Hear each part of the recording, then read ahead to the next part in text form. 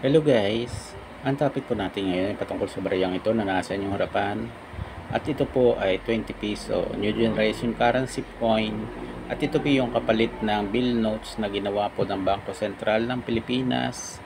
At ang year series ng bariyang ito ay 2019 hanggang 2020. At ang 2020, 20 piso New Generation Currency Coin ay may dalawang uri.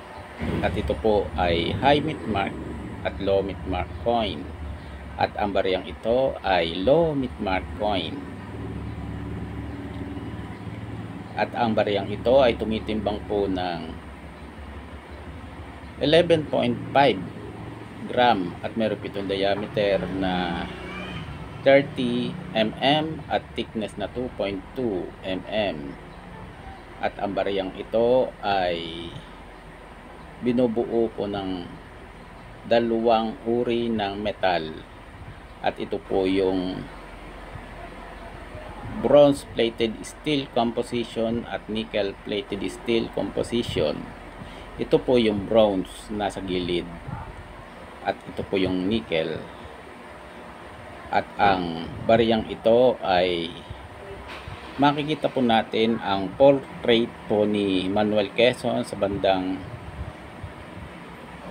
overside ng bariyang ito sa kaliwa at ang denomination ng bariyang ito sa kanan at ang year kung kailan po na print ang bariyang ito na nakatagilid po sa bandang kanan sa itaas po ng ulunan ni Manuel Quezon at sa itaas po ng nickel plated steel composition yung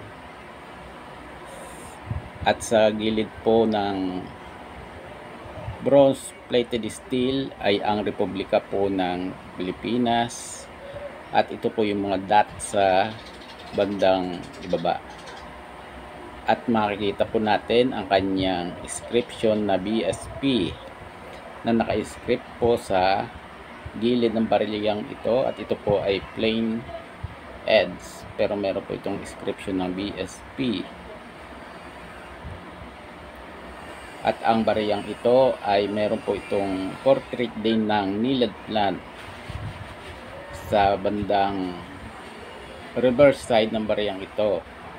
Ito po yung pangkaraniwang tumutubo sa ilog po ng Malacanang Palace. At ang Malacanang Palace po makikita po natin sa bandang kaliwa ng bariyang ito. At ang lumang logo ng Bangko Sentral ng Pilipinas at ang logong ito ay makailang ulit na pong na-update at lagi pong bago ang logo po ng Bangko Sentral ng Pilipinas. At sa gilid po ng bariyang ito sa reverse side ay ang mga dots na ginawa po ng Bangko Sentral ng Pilipinas. At makikita po natin ang error ng bariyang ito sa ganitong bariya.